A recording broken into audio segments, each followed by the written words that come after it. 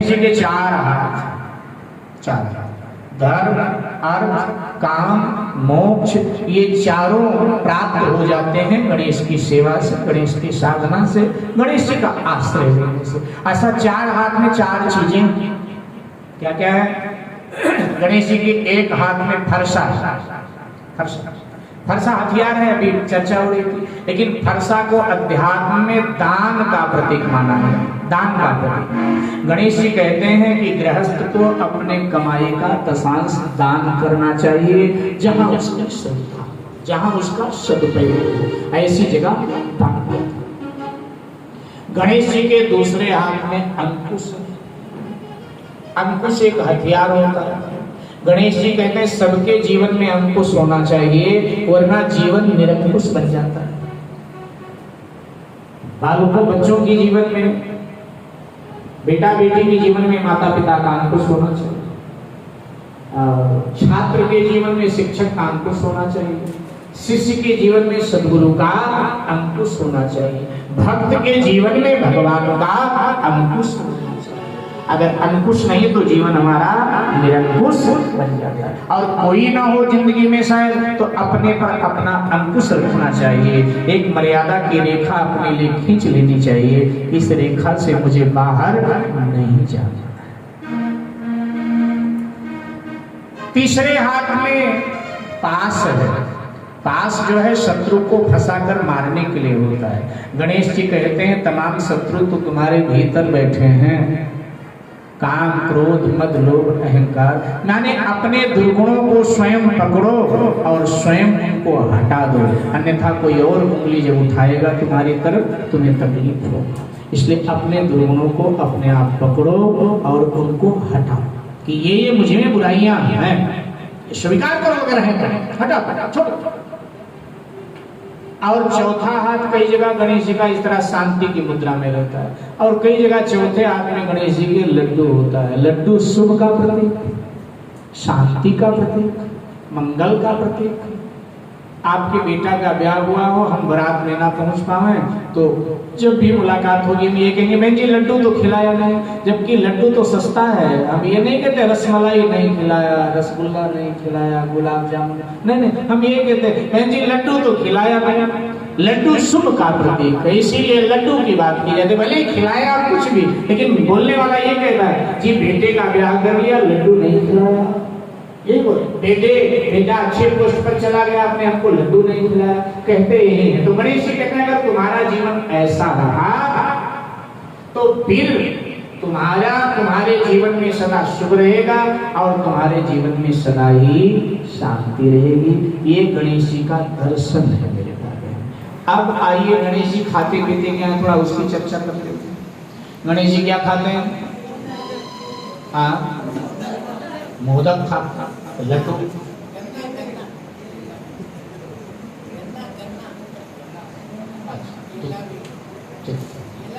अच्छा केला भी खाता। अब देखो पुराणों में लिखा है कि केला हनुमान जी को प्रिय है, गणेश जी को मोदक प्रिय है, मीठा, और गन्ने का रस भी गणेश जी वो भी मीठा होता है, खूब पीते गणेश।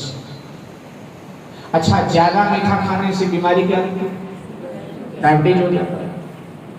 लेकिन गणेश जी मीठा इतना खाते हैं, लेकिन आज तक ठीक ठाक कोई रोग नहीं लगा कोई। अच्छा ठाकुर जी 56 भोग आरोग्य में कोई रोग नहीं। माता जी कितना हलवा पूरी चना खा जाती है, कोई रोग ही नहीं। क्यों नहीं लगा? कारण क्या है? ठाकुर जी नित्य तुलसी का सेवन करते हैं, और तुलसी सभी बीमारियों को नष्ट करती है, अनेक औषधीय गुण, इसलिए तुलसी का सेवन होना चाहिए। तुलसी की माला गले में हो, यम के मार से बचेंगे। तुलसी मेरे द्वार पर हो, यम के दूत हमारे घर में नहीं प्रवेश करेंगे। तुलसी का पत्ता हम डालें ठाकुर जी के भोग में, ठाकुर जी भोग जल्दी स्वीकार करते हैं।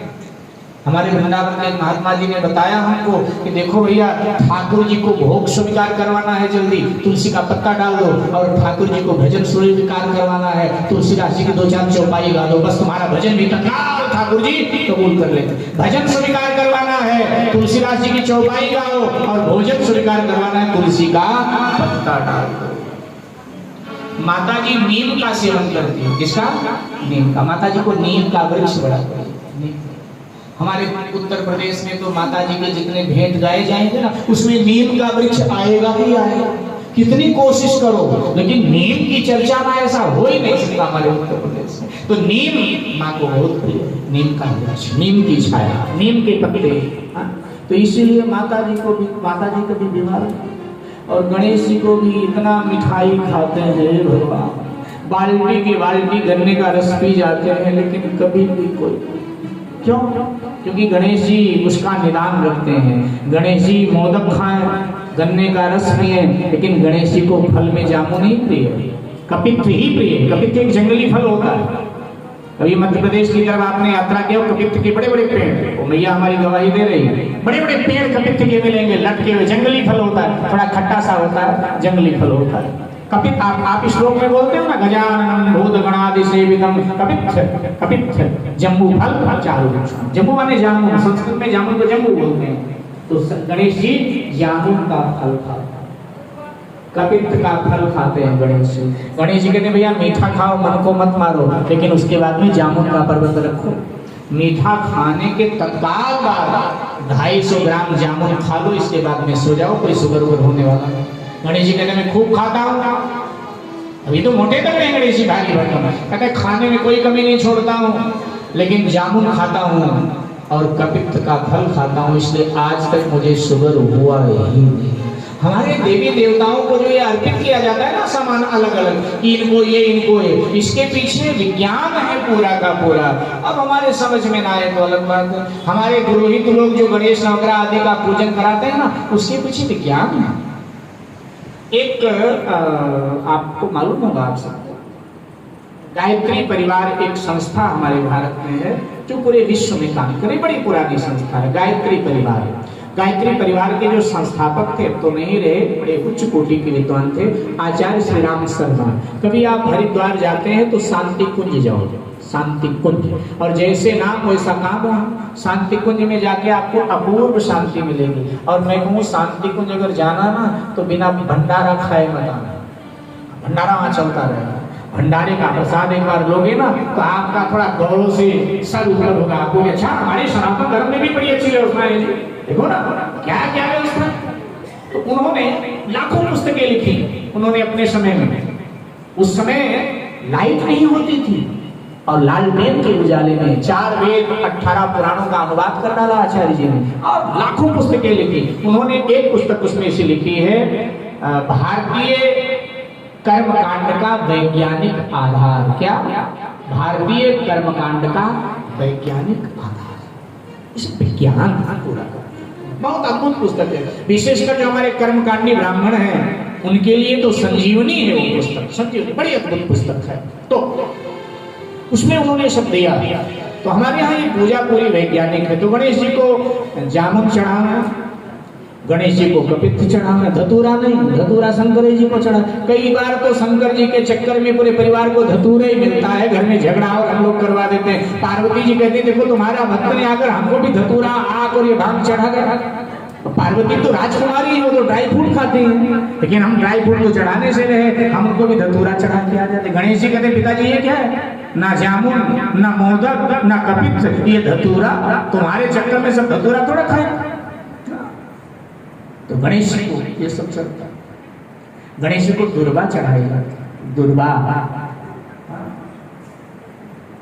गांव देहात के लोग हमारे यही कहते हैं महाराज हम लोग दुर्वा घोड़े को बैल को खिलाएं, तुम लोग गणेश महाराज को चढ़वा रहे तो शिव जी को दुर्वा चढ़वाए थे। ये दुर्वा का है कुछ ध्यान दीजिए। हर घास, सभी घासें एक मौसम में अलग अलग मौसम में दिखाई देती हैं सभी घासें, लेकिन दुर्वा घास 12 महीने आपको मिलेगी, 12 महीने दुर्वा घास मिलेगी। अच्छा, सभी घासें खड़ी होती हैं और हवा तेज चले या वर्षा हो तो पड़ जाती हैं, लेकिन दुर्वा पहले से पड़ी होती है इसलिए कोई खतरा नहीं। जो पड़ी होती है ना वही सदाबहार भी होता है, क्योंकि अहंकार है ही नहीं, सदाबहार। दुर्वा पड़ी होती है।